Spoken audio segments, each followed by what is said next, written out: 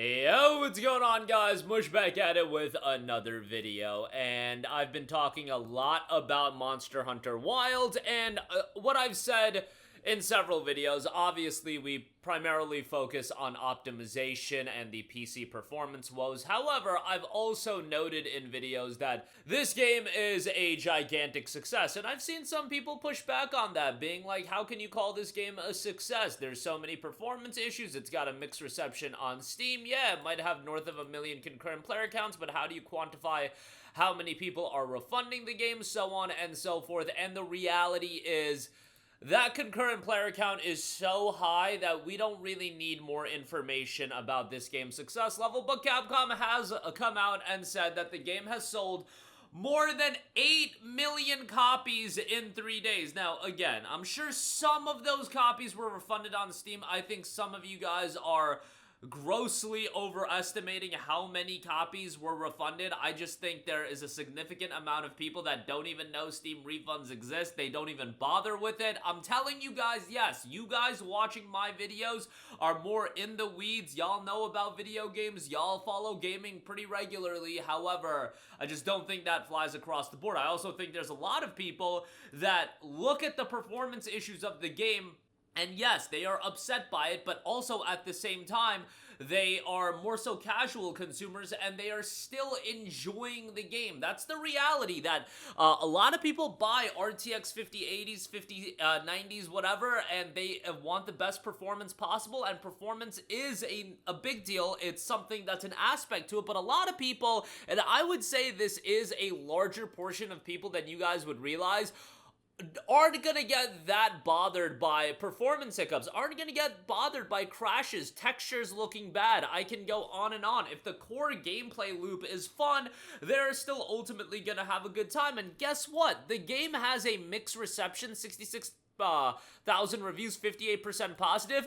Literally, if all of that 42% of people refunded the game, which I'm telling you guys isn't the case, not close, but if all 42% of those negative reviewers, and let's take that and extrapolate it to the overall audience, which I think again would be way more people than actually feel negatively about the game. But if you take that number, which would be crazy high, the game would still be a success. If all of those people refund that, I'm just trying to get over to you guys how big of a success this game is, and anything you say about, the game, a lot of people refunded it, mixed reviews, I'm just talking about it from a commercial standpoint.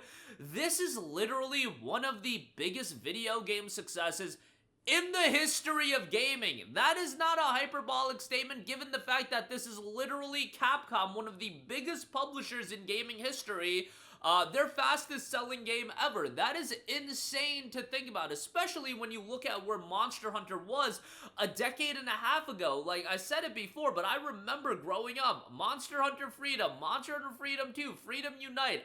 Back then, I was, 12, 13 years old, just looking at the box art and thinking this is the coolest box art ever. Never in a million years did I think it would spin into becoming one of the biggest franchises in all of gaming. And I'm actually really curious to think about, in history, when has there been, in gaming history, when has there been a franchise that for so long was this, very, very niche franchise, and then, after a couple releases, really one release in particular with Monster Hunter World, and then into Monster Hunter Wilds, it has exploded in popularity like this. Like, that does not happen often, as far as, an explosion to this degree. I guess you could say it happened with Final Fantasy and Final Fantasy VII, but, that's a little bit before my time, so I can't assess it the same way, like actually living through Monster Hunter exploding the way that it has. And again, I think the performance issues are egregious. There's really nothing, like, what do you want me to do? They literally put out a troubleshooting guide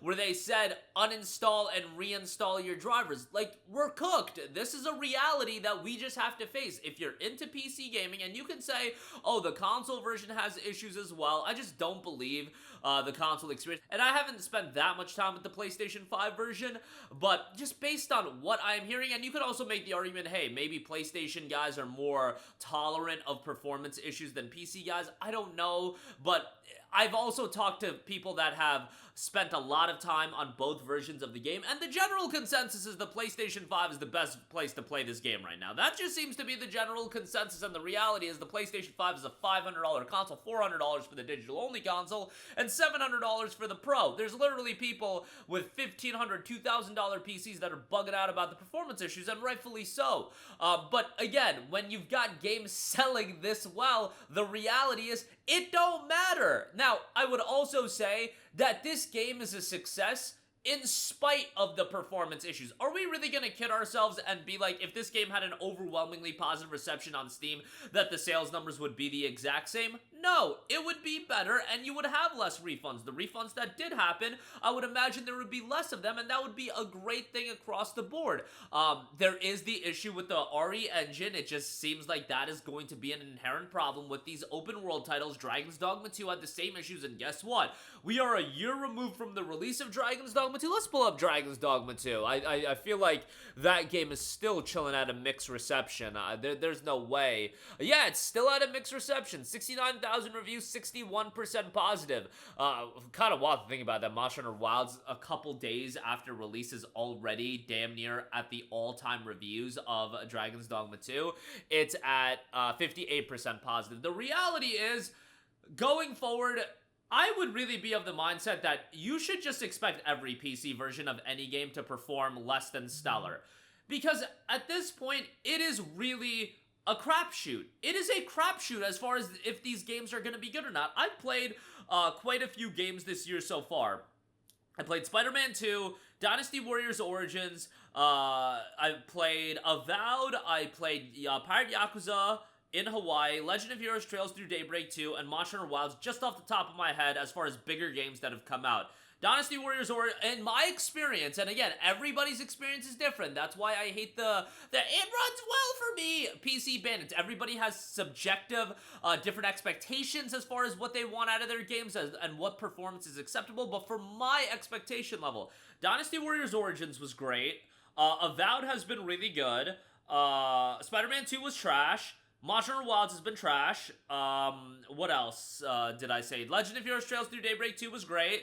And Pirate Yakuza in Hawaii, I had several crashes for the initial few days of launch. Like, I had crashes every 20-30 minutes. I've been playing it more recently, and haven't had the crashes the same way. So you could put that in the mix. But, like, look at that for a second. That's a significant portion of the major titles that have come out this year and my experiences with them. And I might be forgetting a game or two. Those are the big titles. Like, I played Freedom Wars Remastered and Tales of Grace's F as well, but those are, you know, remaster releases. And Freedom Wars Remastered was kind of trash, to be honest. So that was, like, not great whatsoever either. But, like, that's a significant portion of games coming out that you just have to accept that you're rolling the dice a little bit. If you're the kind of person that wants to play these games day one, it seems to be inevitable going forward. You are rolling the dice with how these games are going to do. And if you go back to last year, just off the top of my head, like Final Fantasy 16 had issues. Space Marine 2 had some issues for some people. Worked great for me in my experience.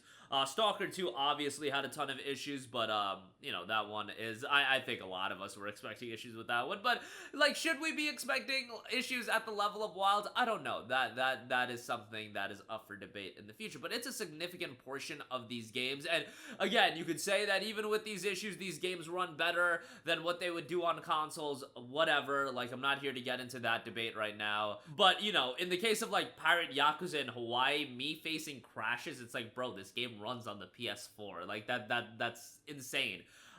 Thankfully, it's working well now, and that game is awesome, but you get the idea. It's just, bro, like, nobody's trying to deal with this. Nobody's trying to, especially, like, I have the luxury of allocating more time out of my day to video games than the average person, but imagine, like, getting home from work, Pirate Yakuza comes out, like, a literal game that's on PS4, and you're facing crashes every 20-30 minutes, and I get it that that issue wasn't as widespread as some of the other issues, especially with, like, a Wilds, but still annoying nonetheless. But that'll do it for me. Let me know all of your thoughts in the comments section down below. I will catch you guys in the next one. Peace out.